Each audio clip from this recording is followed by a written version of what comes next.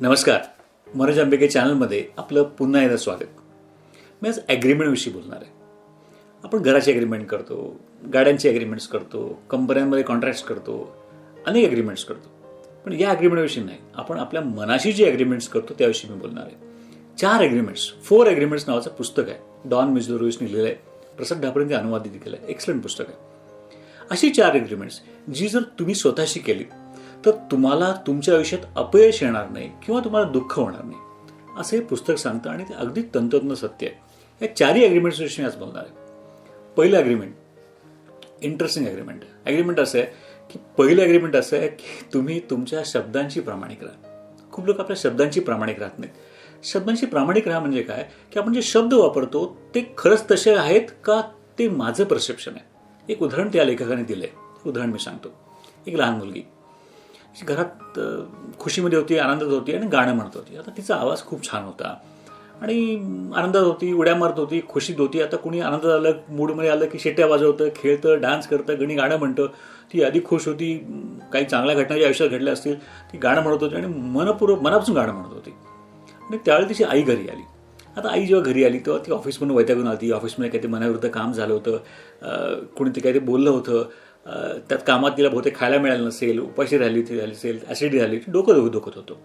डोकं दुखतंय, निराशा आहे किंवा काहीतरी फेल्युअर झालेलं आहे. ती वैतागून घरी आली आणि घरी तिची लहान मुलगी गाणं म्हणते. आता ही घटना आहे. आता झालं असं, ही जेव्हा घरात आली तेव्हा मुलगी गाणं म्हणते म्हटल्यावर तिचं डोकं अजून दुखायला लागलं. असं होतंच ना की तुम्हाला जेव्हा तुम्ही त्रासाचा वैतागात कोणी समोरचं गाणं म्हणतो, आपण म्हणतो तू बंद कर, किती कटकट, आपण पटकन म्हणतो. तर ती गाणं म्हणते मुलगी आणि आई यायच्या वेळेला तिने जरा जास्त जोरात गाणं म्हणायला सुरुवात केली. की खुशीमध्ये होती, नाचते, गाणं म्हणते आणि आई बसली. ती म्हणते आता गप बसेल, मग गप बसेल. तर हिचा आवाज वाढला, मुलीचा आवाज वाढला. आई चिडली, म्हणजे का आवाज बंद कर, कसला घाणेरडा आवाज आहे तुझा, डोकं दुखायला लागलं माझं. आई पटकन जोरात बोलून गेली, तुझा आवाज घाणेरडा आहे, तुला गाणं म्हणता येत नाही, तुझ्या आवाजावर माझं डोकं दुखतंय. आता या मुलीने या शब्दांची ॲग्रीमेंट केलं. लेखक सांगतो त्या मुलीने त्या त्या आईच्या शब्दांशी ॲग्रीमेंट केलं की मला गाणं येत नाही, माझा आवाज चुकीचा आहे, मला चांगलं गाणं म्हणता येत नाही, मी सुरात गात नाही. ॲग्रीमेंट करून टाकलं. झालं काय, आता हे जेव्हा पक्कं ॲग्रीमेंट होतं तेव्हा ती शाळेत गेल्यानंतर शाळेत तिला सांगितलं गाणं म्हण.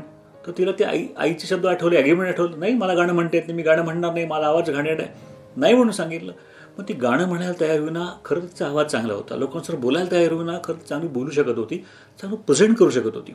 फक्त तिने मानलं, ॲग्रीमेंट केलं. आपल्या आयुष्यात अनेक चुकीचे ॲग्रीमेंट्स आपण करतो. तर पहिली गोष्ट, आपण जेव्हा कोणाशी बोलतोय तेव्हा आपल्या शब्दांचं इम्पॅक्ट काय, ते शब्द खरेच प्रामाणिक आहेत का, तुमचं परसेप्शन आहे. काय व्हायला पाहिजे की तुमच्या शब्दांनी कुणाचं नकारात्मक ॲग्रीमेंट होण्यापेक्षा सकारात्मक ॲग्रीमेंट व्हायला पाहिजे. हे पुस्तकातलं पहिलं ॲग्रीमेंट सांगतं.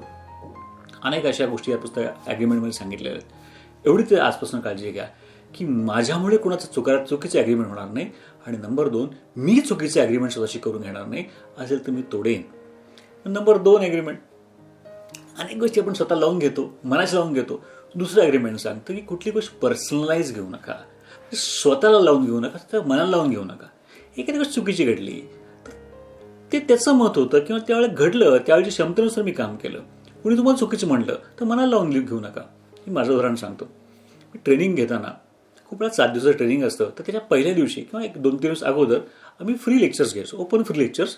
त्याला इंट्रोडक्टरी सेशन म्हणलं जायचं. आता इंट्रोडक्टरी सेशन म्हणजे काय की त्या प्रोग्राममध्ये काय होणार आहे, ट्रेनिंगमध्ये काय होणार आहे, ते सांगितलं जायचं. एक मॅडम आल्या होत्या, त्यांचं नाव मिसेस नंदकुमार, हिंदी भाषिक. मॅडम, अगर आप नंदकुमार मॅडम सुन रहे तो जरूर कमेंट करना. तर त्या कॉमेंट ते ऐकायला आल्या होत्या आणि ते इंट्रोडक्टरी सेशन संपल्यानंतर ते आले, म्हणले हे काय, आता ते त्यांना आवडलं नाही, काय एवढं काय विशेष आहे, ट्रेनिंग घेणं काय. थोडंसं त्यांनी सांगितलं यात काय विशेष आहे. आता असं होतं की तुम्ही सांगितलं सगळ्यांना आवडेल असं गरज नाही. कुणी म्हणू शकतं की ते काय ट्रेनिंग 2 पुस्तक वाचली, कुणी बोलेल त्याला काय ट्रेनिंगमध्ये काय लागतं का, असं होऊ शकतं. आता हे त्यांचं व्यक्तिगत मत आहे आणि खूप वेळा समोरचा एवढा हुशार असतो किंवा त्याचा अभ्यास असतो, पण तुम्ही तुमच्या मनाला लावून घ्यायची गरज नाही, ते त्याचं मत आहे. तर मी म्हटलं ओके, छान, तुम्हाला नाही आवडलं इट्स ओके, हरकत नाही. नाही हो, तो बचकाना, म्हणजे लहान असं. म्हटलं एक काम करू, हा साधा कोर्स आहे, तुम्ही ॲडव्हान्स कोर्समध्ये या. साध्या कोर्सला गॅरंटी, तशी त्या कोर्सला पण गॅरंटी. गॅरंटी काय असते मी सांगतो की आम्ही जेव्हा 7 दिवसीय कोर्स घ्यायचो किंवा अजूनही घेतो तर मी गॅरंटी द्यायचो. We call it money back guarantee. Money back guarantee म्हणजे काय, मी अनाऊन्स करायचो की हा 7 दिवसीय कोर्स मी पूर्ण केला आणि 7 दिवसचे कोर्स पूर्ण केल्यानंतर कोणी सांगितलं की मला याचा काही फायदा झाला नाही, तर कुठलाही प्रश्न न विचारता त्याचे त्याला पैसे परत, मनी बॅक गॅरंटी. आणि याचं कारण की असं व्हायचं नाही. पण त्यांना सांगितलं या कोर्सला मनी बॅक गॅरंटी आहे, पण ॲडव्हान्स कोर्स आहे त्याला वेगळी गॅरंटी आहे. म्हणजे कोणती गॅरंटी आहे? तो ॲडव्हान्स कोर्स आहे. त्याची गॅरंटी अशी आहे की तुम्ही कोर्सला आलात आणि जर त्या कोर्समध्ये मी जे सांगतोय ते सगळं तुम्हाला कळलं आणि तुम्ही सांगितलं की आपने जो बताया, तुम्ही जे सांगितलं सगळं मला कळलं, मला समजलं, तर पैसे परत. त्यामुळे म्हणजे तो ॲडव्हान्स कोर्स आहे. त्या कोर्सचे कंटेंट हेवी आहेत. जर तुम्हाला खरंच असं वाटलं की मला कळलं आणि तुम्ही सांगितलं मला फक्त की मला तुम्ही सांगितलं सगळं कळलं, मी तुमचे पैसे परत देईन, आणि मी सोडून दिला विषय. तर त्यांनी पण थोडंसं काहीतरी आता त्यांच्या मतं मांडली, टॉन्ट मारले जे काय असेल, आणि शी लेफ्ट इट. त्या गेल्या आणि कोर्समध्ये आल्या. मी वॉशआउट करून टाकलं, माझ्या डोक्यात इन्फॉर्मेशन नव्हती ती. लास्ट डेला, त्या कोर्सच्या लास्ट डेला सहीवर आल्या आणि म्हणाल्या की मनोज सर म्हणाले होते कि मनी बॅक गॅरंटी, जर तुम्हाला सगळं कळलं, अगर आपको पूरा समझ में आ गया तो आपको आपका पैसा वापस मिलेगा. आणि मी चिडले, असं काय जे मला कळणार नाही. पण मी मुद्दाम आले आणि जेव्हा फर्स्ट डे अटेंड केला, सेकंड डे अटेंड केला, आय रिअलाइज की हे वेगळं आहे. मुद्दा काय की समोरचा जेव्हा त्याचं मत मांडतो तेव्हा तुम्ही मनाला लावून घेऊ नका, तुम्ही तुमचं म्हणणं मांडणं सोडून द्या.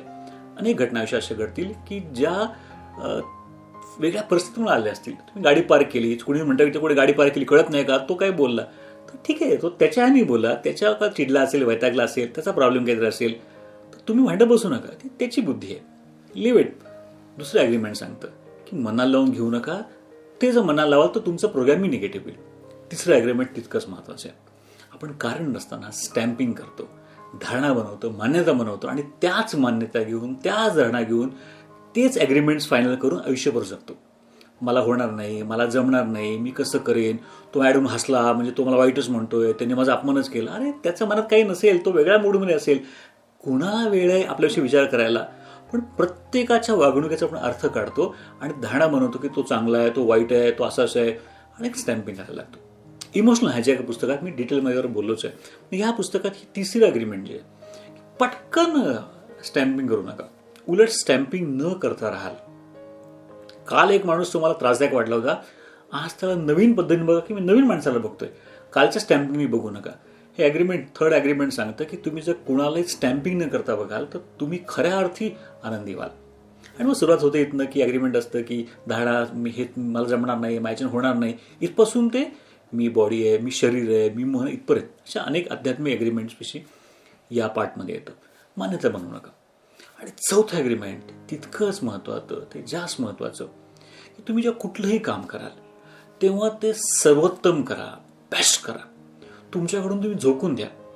चौथं ॲग्रीमेंट सांगतं की जर तुम्ही तुमच्या पुढे आलेलं कुठलंही काम जर सर्वोत्तम पद्धतीने करायला लागाल, बेस्ट करायला लागाल, तर खऱ्या अर्थी तुम्ही यशस्वी व्हाल. पण आता सर्वोत्तमचा अर्थ काय?